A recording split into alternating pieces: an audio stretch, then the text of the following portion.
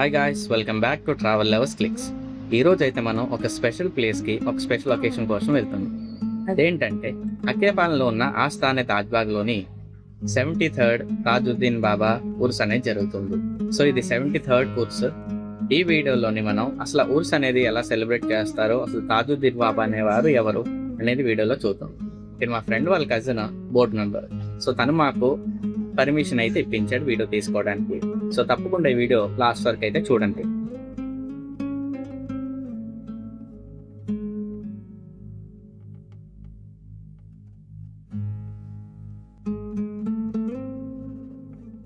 మనం అయితే ఇప్పుడు దర్గా దగ్గరికి రీచ్ అయిపోయాం. దర్గా ఎంట్రన్స్ దగ్గర ఉన్నాం. సో దర్గా లోపలికి వెళ్ళాక మనకి 3 ఇంపార్టెంట్ ప్లేసెస్ అని కనిపిస్తాయి.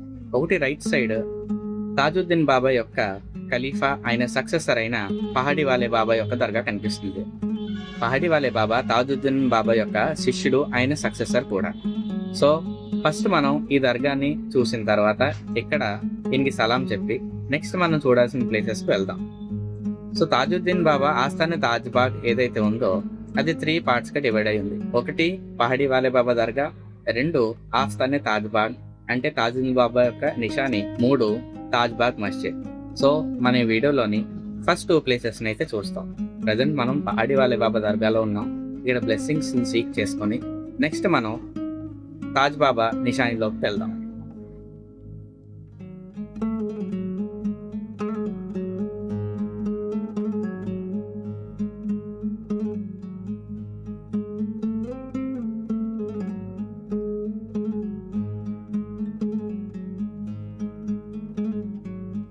వీడియోని మనం తాజుద్దీన్ బాబా యొక్క ఉరుస్మే చేస్తున్నాం కాబట్టి తాజుద్దీన్ బాబా హిస్టరీ కోసం మనం కొంతైనా తెలుసుకోవాలి.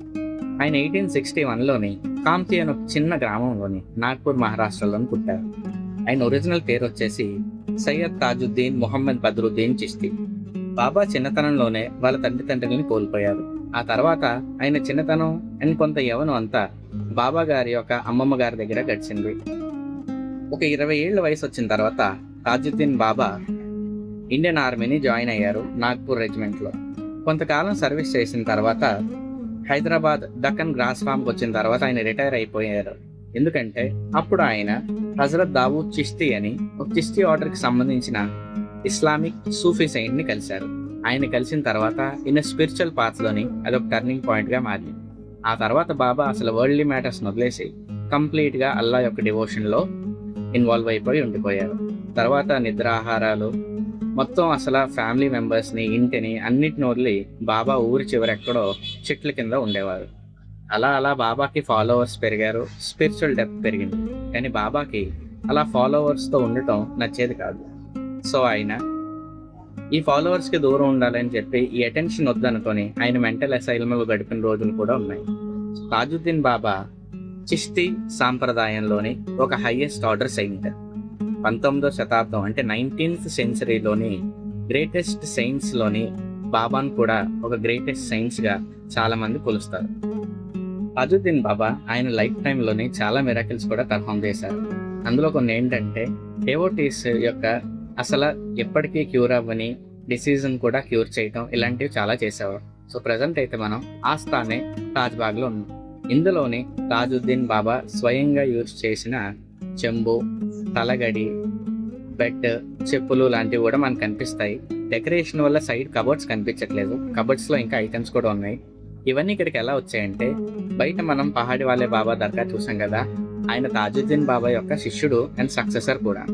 ఆయన నాగ్పూర్ నుంచి వస్తున్నప్పుడు ఇవి ఇక్కడికి తీసుకుని వచ్చారని లోకల్ అకౌంట్స్ చెప్తున్నాయి.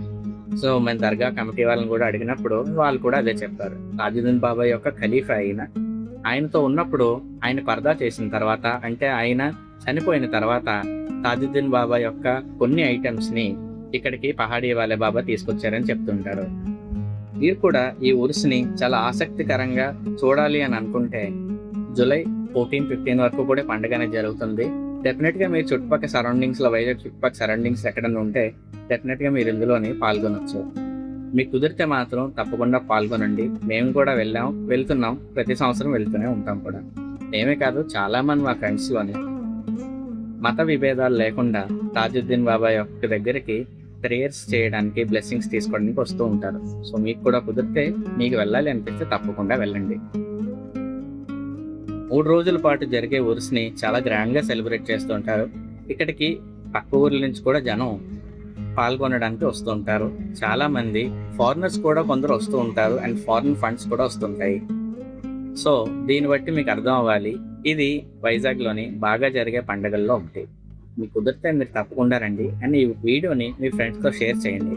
ఈ ఇయర్ కాకపోయినా నెక్స్ట్ ఇయర్ అయినా మీకు కుదిరితే మీరు మీ ఫ్రెండ్స్తో కూడా ఇక్కడికి రావచ్చు.